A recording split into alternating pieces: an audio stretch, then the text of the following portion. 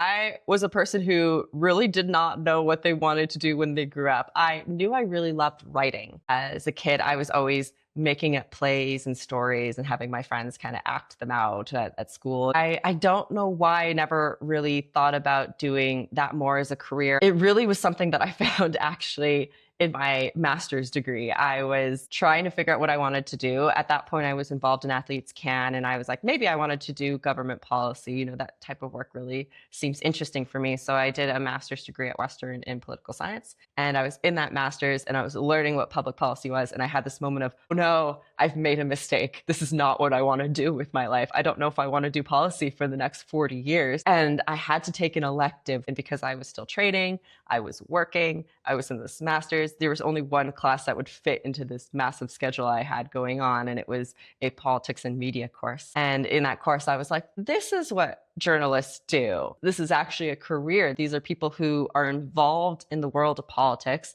but they're not in the policy aspect. They're almost like middlemen. They're reporting on what people on the ground are doing and how these people can actually make change and how people in power are making change. It was basically this relationship and this accountability that I thought was so fascinating. And I was like, that is actually what I want to do. So then I had to figure out how to do it. And so it took a little bit of time. There was a pandemic that happened in between. I was still, trying to make the Olympics, and I ended up going to do a master's of journalism. And that is pretty much how I fell into journalism. It was almost accidental, but also kind of meant to be in a way.